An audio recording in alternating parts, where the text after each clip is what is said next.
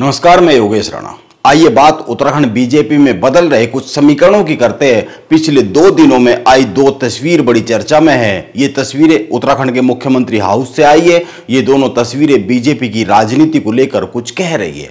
हरिद्वार से बीजेपी विधायक मदन कौशिक और डीडी हाट से बीजेपी विधायक बिशन सिंह चुफाल मुख्यमंत्री पुष्कर सिंह धामी से देहरादून में सीएम हाउस में जाकर मिले हैं। इन दोनों नेताओं के मुख्यमंत्री से मिलने की बात है, इस पर चर्चा की जानी चाहिए। ये तस्वीरें मुख्यमंत्री के सोशल मीडिया पेजों पर भी जारी की गई है और मदन कौशिक और बिशन सिंह चुफाल के सोशल मीडिया पेजों पर भी आई है। मदन कौशिक की टीम ने मीडिया को यह भी बताया है सीएम से मुलाकात मदन कौशिक ने क्यों की है, इस पर आएंगे। लेकिन आप एक बात पर गौर कर लीजिए, जब जुलाई 2022 में मदन कौशिक को उत्तराखंड बीजेपी के प्रदेश अध्यक्ष की कुर्सी से हटाया गया था, उसके बाद से शायद ही कोई ऐसी तस्वीर सीएम हाउस से आई हो जिसमें मुख्यमंत्री पुष्कर सिंह धामी और वो अकेले हो, जिसमें मदन कौशिक मुख्यमंत्री पुष्कर सिंह धामी को कोई पौधा या कोई बुके देते हुए दिख रहे हो। शायद उनकी कोई तस्वीर आई हो, ऐसा तो मुझे याद आता नहीं है इस तरह की।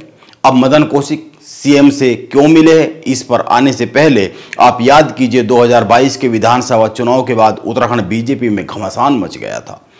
हरिद्वार के बीजेपी के कई नेताओं ने पार्टी में भीतरघात के आरोप लगाए थे।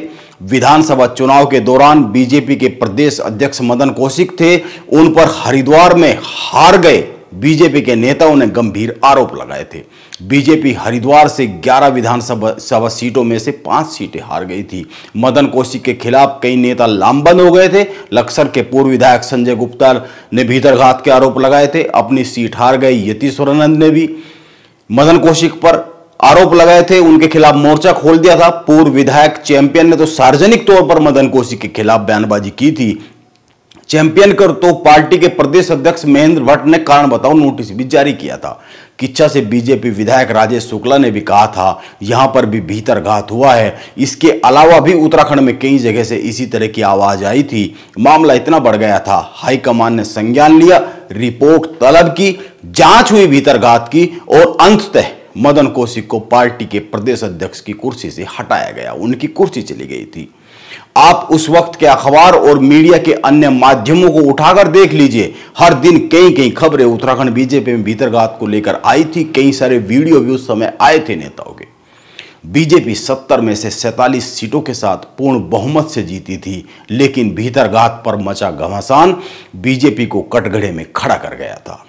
उसके बाद कई बार चर्चा हुई, लेकिन मदन कौशिक बहुत ज्यादा एक्टिव भी नहीं दिखे और बीजेपी ने भी उनको संगठन या फिर सरकार में कोई बहुत खास बड़े काम का पद तो दिया नहीं। अब मंत्रिमंडल विस्तार की चर्चा फिर से उत्तराखंड में हो रही है और माना जा रहा है निकाय चुनाव के पहले मंत्रिमंडल विस्तार हो सकता है। बीजेपी में अंदरूनी समीकरण भी इसी के साथ कुछ बदल रहे हैं। खासकर इस लोकसभा चुनाव के बाद कुछ बदले से दिख रहे हैं। कुछ तस्वीरें जिस तरह की दिल्ली से आती है उसी समय पे आई और अब आ रही है।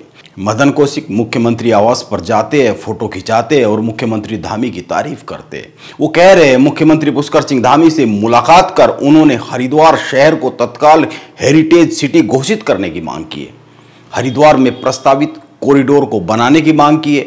इन मांगों पर मुख्यमंत्री ने सकारात्मक आश्वासन दिया है। ये मदन कौशिक की तरफ से जारी, उनकी टीम की तरफ से जारी मीडिया को जो विज्ञप्ति जारी हुई है उसमें कहा गया है, मुख्यमंत्री ने मदन कौशिक को कहा है हरिद्वार में कॉरिडोर का निर्माण हरिद्वार की जनभावना के अनुरूप होगा, किसी भी प्रकार की तोड़फोड़ नहीं की जाएगी। हरिद्वार से त्रिवेंद्र सिंह रावत सांसद चुने गए हैं। उनके हरिद्वार से सांसद बनते ही हरिद्वार में बीजेपी के समीकरण कुछ बदल रहे हैं।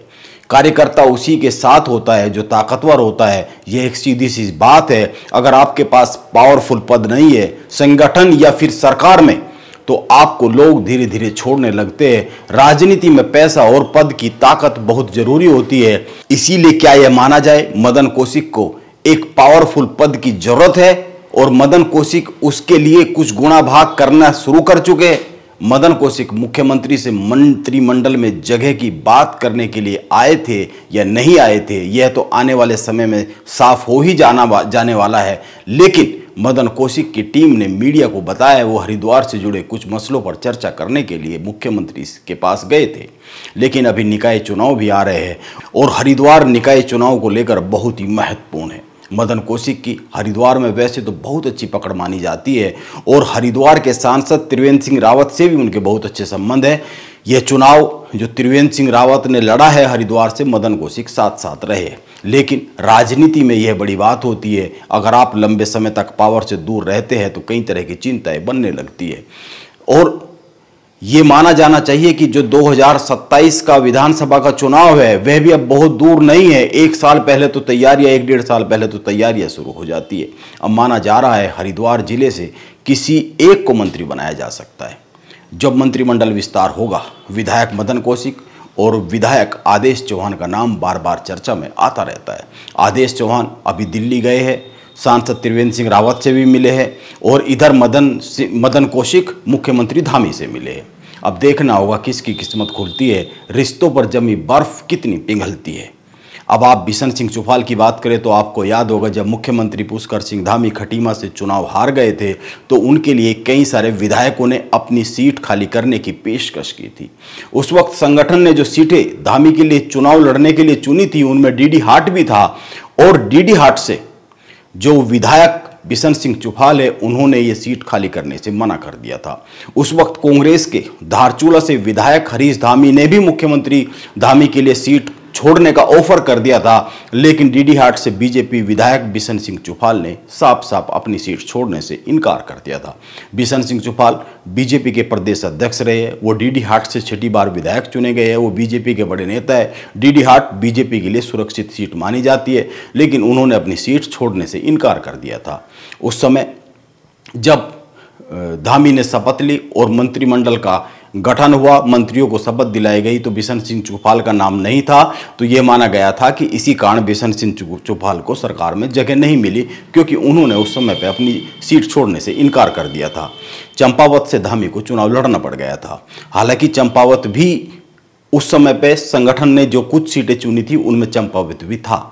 जब भी उत्तराखंड में मंत्रिमंडल के विस्तार की बात चलती है तो बिशन सिंह चुफाल और मदन कौशिक का नाम चर्चाओं में जरूर आता है। मुख्यमंत्री धामी से इन दोनों नेताओं की मुलाकात के भी इसी तरह के निहितार्थ निकाले जा रहे हैं मंत्रिमंडल विस्तार के संदर्भ में ही।